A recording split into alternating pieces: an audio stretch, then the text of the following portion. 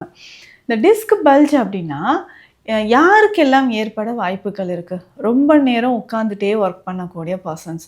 அதுக்கப்புறம் அ ட்ராவல் பண்றது. இதுதாங்க என் ஒர்க்கே. ஒரு நாளைக்கு இவ்வளோ ஹார்ஸ் கண்டிப்பா நான் ட்ராவல் பண்ணியே ஆகணும் அப்படின்ற கண்டிஷன். இது எதுக்குங்க இருக்கு? ஸோ நம்ம ஸ்ட்ரெய்ட்டா இருக்கிறதுக்கு முதுகு தண்டுவடம் ரொம்ப ரொம்ப இம்பார்ட்டன்ட். ஸோ இதில நமக்கு நம்ப ஒரு ஜர்னி பண்றோம், இல்ல வாக் பண்றோம். எப்பவுமே நமக்கு வந்து ஒவ்வொரு போனுக்கும் இடையில ஒரு லூப்ரிகேஷனால என்னென்ன பாதிப்புகள் ஏற்படும்னா, நம்ம ஸ்பைனல் கார்டு இருக்கு இல்லைங்களா? ஸோ மூளையிலிருந்து வரக்கூடிய ஸ்பைனல் கார்டு வந்து இந்த வெர்டிபிராக்கு நடுவுல இருக்கிற ஹோல்ல தான் நீட்டா நமக்கு டாலரேட் பண்ணவே முடியாது. அந்த அளவுக்கு தாங்க முடியாத அளவுக்கு வலி இருக்கும்.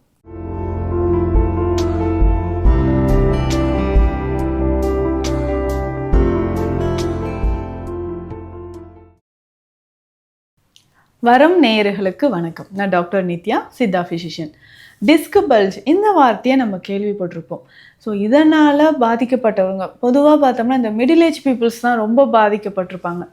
இந்த டிஸ்க் பல்ஜ் அப்படின்னா யாருக்கெல்லாம் ஏற்பட வாய்ப்புகள் இருக்குது? ரொம்ப நேரம் உட்காந்துட்டே ஒர்க் பண்ணக்கூடிய பர்சன்ஸ். அதுக்கப்புறம் ட்ராவல் பண்ணுறது. இதுதாங்க என் ஒர்க்கே. ஒரு நாளைக்கு இவ்வளோ ஹார்ஸ் கண்டிப்பாக நான் ட்ராவல் பண்ணியே ஆகணும் அப்படின்ற கண்டிஷனில் இருக்கக்கூடியவங்க. ஸோ ட்ராவல் பண்ணுறவங்களா இருக்கட்டும், ஸோ வெயிட் லிஃப்ட் பண்ணுறது, அதிகமாக வெயிட் லிஃப்ட் பண்ணுற ஒர்க், இல்லை நின்றுக்கிட்டே ஒர்க் பண்ணுறவங்க, இல்லை சடனாக நம்ம வந்து கீழே விழுந்தோ இல்லை ஏதாவது ஒரு ஆக்சிடெண்ட் நமக்கு நடந்திருக்குன்னா டிஸ்கில் ப்ராப்ளம் வரும். ஸோ அந்த இடத்துல நமக்கு ப்ராப்ளம் பல்ஜ் ஆகுது, டிஸ்க் பல்ஜ் வந்து ஏற்படுது. பொதுவாகவே நமக்கு முதுகு தண்டுவடம் அப்படின்னு சொல்கிறோம் இல்லைங்களா? ஸோ இந்த வெர்டிபிரா அப்படின்னு சொல்லக்கூடிய முதுகு தண்டுவட எலும்புகளுக்கு இடையில இருக்கக்கூடிய ஒரு சின்ன லிகமெண்ட் மாதிரி ஒரு அமைப்பு தான் டிஸ்க்னு சொல்கிறோம். இது எதுக்குங்க இருக்குது? ஸோ நம்ம ஸ்ட்ரெயிட்டாக இருக்கிறதுக்கு முதுகு தண்டுவடம் ரொம்ப ரொம்ப இம்பார்ட்டண்ட். ஸோ இதில் நமக்கு நம்ம ஒரு ஜேர்னி பண்ணுறோம், இல்லை வாக் பண்ணுறோம். எப்பவுமே நமக்கு வந்து ஒவ்வொரு போனுக்கும் இடையில ஒரு லூப்ரிகேஷன் இருந்துகிட்ருக்கும். இப்போ மூட்டுக்கல்லாம் வந்து பார்த்தோம்னா சைனோவியல் ஃப்ளூயிட் இருக்கும். அதே மாதிரி தான் இந்த 2 வெர்டிபிரா, அது முதுகுத்தண்டு எலும்புக்கு இடையில டிஸ்க் மாதிரி ஒரு அமைப்பு இருக்கும். இது வந்து ஒவ்வொரு எலும்புக்கும் இருக்கக்கூடிய வைப்ரேஷனை வந்து தாங்கிறதுக்கும், ஷாக் வந்து அதிகமாக வந்து டிரான்ஸ்மிட் ஆகாமல் இருக்கிறதுக்கும் ஒரு ப்ரொடெக்ஷனாக நமக்கு இருக்கக்கூடியதான் இந்த டிஸ்க்னு சொல்கிறோம். இதில் வரக்கூடிய கண்டிஷன் டிஸ்க் பல்ஜ் அப்படின்னு சொல்லுவாங்க.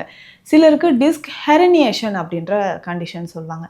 இதனால் என்னென்ன பாதிப்புகள் ஏற்படும்னா, நம்ம ஸ்பைனல் கார்டு இருக்குது இல்லைங்களா? ஸோ மூளையிலிருந்து வரக்கூடிய ஸ்பைனல் கார்டு வந்து இந்த வெர்டிபிராக்கு நடுவில் இருக்கிற ஹோலில் தான் நீட்டாக நமக்கு வந்துட்டுருக்கும். இந்த ஸ்பைனல் கார்டிலேருந்து தான் சைடில் நிறைய நர்வ்ஸ் வந்து நமக்கு எமர்ஜ் ஆகி வெளியில் வரும். இது வந்து ஒரு சிக்கலான ஒரு அமைப்பு தான், ஆனால் ரொம்ப அழகான ஒரு கிரியேஷன் சொல்லலாம். இப்போ அந்த வெர்டிபிராக்கு இடையில ஃபொராமன் இருக்கும். வெர்டிபிரல் ஃபொராமன், ஒவ்வொரு வெர்டிபிராவும் ஒவ்வொரு மாதிரி ஷேப்பில் இருக்கும். அந்த ஃபெராமன் வழியாக, அந்த துளைகள் வழியாக தான் ஸ்பைனல் கார்டிலேருந்து முக்கியமான நரம்புகள் எல்லாமே வரும். இப்போ கழுத்தில் பார்த்தோம்னா செர்விக்கல் வெர்டிபிரா, அதிலிருந்து வரக்கூடியது செர்விக்கல் ஃப்ளெக்ஸஸ் அப்படின்னு சொல்கிறோம். அதே மாதிரி முதுகு பகுதியில் லம்பார் வெர்டிபிரான்னு சொல்கிறோம். இங்கேருந்து வரக்கூடியது லம்பார் ஃப்ளெக்ஸஸ், இந்த நர்வ்ஸ் எல்லாமே சொல்கிறோம். இந்த நரம்புகள் வெளியில் வந்ததுக்கப்புறம் நிறைய பிரான்ச்சஸாக வந்து நமக்கு அப்பர் லிம்ஸில், லோயர் லிம்ஸில் சப்ளை பண்ணுது. இப்போ இந்த நர்வ் ரூட்ஸ் இருக்குது இல்லைங்களா? இது வரக்கூடிய வெர்டிபிராக்கு இடையில வரக்கூடிய பகுதியிலலாம் இந்த டிஸ்க் பல்ஜ் ஆகும்பொழுது கரெக்டாக ஒரு கம்ப்ரெஷன் ஏற்படுது, ஒரு அழுத்தம். அப்போ நரம்பில் அழுத்தம் ஏற்படும் போது கொஞ்சம் யோசித்து பார்த்தோம்னா பெயின் வந்து டாலரேட் பண்ணவே முடியாது. அந்த அளவுக்கு, தாங்க முடியாத அளவுக்கு வலி இருக்கும். பொதுவாகவே நமக்கு தசைகளில் ஏதாவது அடிபட்டிருக்கு, மூட்டுக்களில் வலி இருக்குன்னா கொஞ்சம் தாங்கிக்கலாம். பட் இதில் நர்வ் இன்வால்வ்மெண்ட் இருக்குன்னா பெயின் நம்மளால் டாலரேட் பண்ணவே முடியாது. ரொம்ப துடிச்சு போயிட்டாங்க அப்படின்னு சொல்லுவாங்க. அப்போது அந்த அளவுக்கு நர்வ் இன்வால்வ்மெண்ட் இருந்துச்சுன்னா பெயின் அதிகமாக இருக்கும். அப்போது செர்விக்கலில் வந்து கரெக்டாக பார்த்தோம்னா C3, C4 எம்ஆர்ஐ ஸ்கேன் பார்த்துருப்பீங்க, இல்லை சிடி ஸ்கேன் பார்த்துருப்பீங்க, இல்லை நார்மலாக ஸ்கேன் பார்த்தாவே ரொம்ப நாளாக கழுத்து வலிங்க, இடுப்பு வலிங்கன்னு ப்ராப்ளம் இல்லை இருக்கிறவங்க ஸ்கேன் பார்த்தா ரொம்ப கிளியராக நமக்கு தெரியும். அப்போது இந்த டிஸ்க் பல்ஜ் ஆகி இருக்கும்பொழுது நர்வ் கம்ப்ரெஷன் ஏற்பட்டுச்சுன்னா சிவியரான பெயின் இருக்கும். அப்போது எந்த சைடில் நமக்கு டிஸ்க் பல்ஜ் இருக்குது, ஹெரனியேஷன் அப்படின்னா ஒரு இடத்துல இருந்து கொஞ்சம் பிதுங்கி வெளியில் வர்றது. இப்போது நம்ம ஹெரனியா அப்படின்னு சொல்கிறோம் இல்லைங்களா? வயிற்று பகுதியில் வந்து எனக்கு ஹெரனியா இருக்குங்க, அம்பிளிக்கல் ஹெரனியா இருக்குது, இங்குவல் ஹெரனியா இருக்குது, ஃபிமோலர் ஹெரனியா இருக்குது அப்படின்னு சொல்லுவாங்க. குடல் பகுதி தன் இடத்துல இருந்து வெளியில் வர்றது, பல்ஜ் ஆகி நமக்கு கொஞ்சம் முட்டையாக வெளியில் தெரிகிற மாதிரி இருக்கும். அதே தான் ஹெரனியேஷன் அப்படின்னா தன் இடத்துல இருந்து கொஞ்சம் வெளியில் வர்றது. டிஸ்க் ஹெரனியேஷன் கம்ப்ளைண்ட் இருக்கக்கூடியவங்களுக்கு கம்ப்ரெஷன் ரொம்ப அதிகமாகவே இருக்கும், பெயின் ரொம்ப அதிகமாக இருக்குன்னு சொல்லலாம். C3 C4 C4 C5 லெவலில் நமக்கு டிஸ்க் பல்ஜ் இருக்குன்னு சிலருக்கு சொல்லுவாங்க. அதே மாதிரி L4 L5 அதாவது லம்பார் ரீஜன் கீழ் முதுகு பகுதியிலும் வலி இருக்கும். ஸோ இந்த மாதிரி பெயின் இருந்துச்சுன்னா இமிடியேட்டாக நம்ம ட்ரீட்மெண்ட் வந்து கண்டிப்பாக ஸ்டார்ட் பண்ண வேண்டியது ரொம்ப ரொம்ப அவசியம். அப்போது ட்ரீட்மெண்ட் ஸ்டார்ட் பண்ணணும் அப்படின்னு சொல்லும்பொழுது எந்த மாதிரியான சிகிச்சை முறைகள் இமிடியேட்டாக என்னென்னா பெயின் இருக்குன்னா உடனே பெயின் கில்லர் போட்டு நம்ம அதை வந்து பெயினை மட்டும் குறைச்சிட்டு இருந்தோம்னா டிஸ்க் ப்ராப்ளம் இன்னும் அதிகமாக ஆரம்பிச்சிடும். அப்போ டோட்டலாக நமக்கு என்னென்னா எனக்கு கையே தூக்க முடியல அப்படின்னு சொல்லுவாங்க. இந்த ஷோல்டர் பெயின்லேருந்து ஆர்ம்ஸ் வரைக்கும் சிலருக்கு வந்து ஃபிங்கர் டிப்ஸ் வரைக்கும் பெயின் தெரியும்.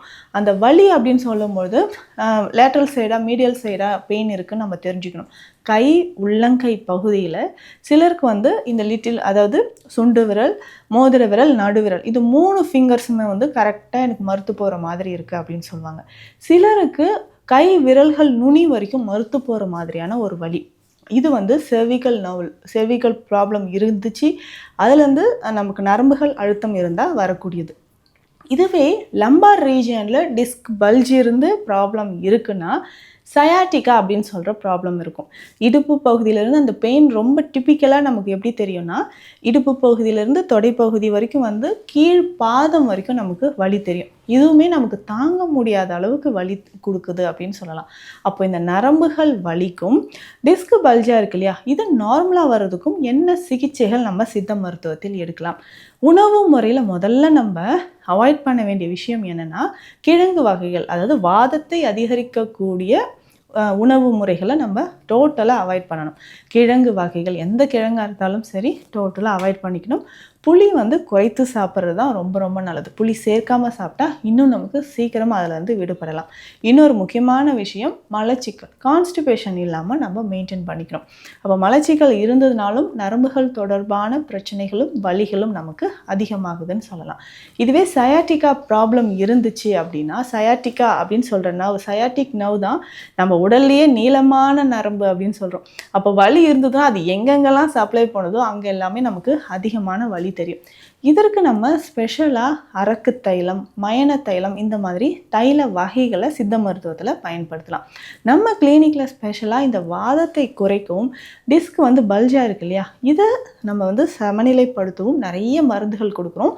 இதில் முக்கியமாக பார்த்தோம்னா மாவிலங்கப்பட்டை, மருதம்பட்டை, கிராம்பு, வலம்புரிக்காய் இந்த மாதிரியான மூலிகைகள் சேர்த்து செய்யக்கூடிய ஒரு ஸ்பெஷல் மெடிசன் வாத நாச கஷாயம். இந்த மெடிசன் எடுக்கும் பொழுது உடலில் இருக்கக்கூடிய வாதம் தொடர்பான பிரச்சனைகள், எலும்புகள் சம்பந்தப்பட்ட பிரச்சனைகள் இது எல்லாமே குணமாகுதுன்னு சொல்லலாம். ஸோ கரெக்டாக இந்த கஷாயத்தை காலை இரவு 2 வேளையும் குடிச்சிக்கிட்டே வரணும்.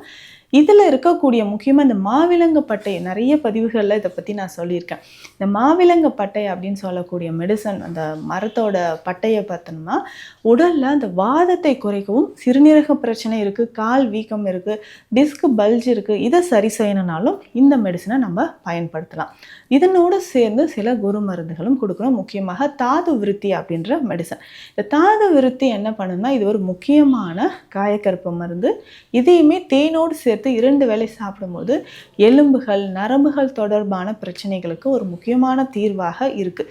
இதை தாண்டி நம்ம சாப்பிடக்கூடிய உணவுகளில் அதிகமாக கால்சியம், புரோட்டீன் இருக்கக்கூடிய உணவுகளை தான் நம்ம நிறைய எடுக்கும்பொழுது நல்ல ஒரு முன்னேற்றம் தெரியும்.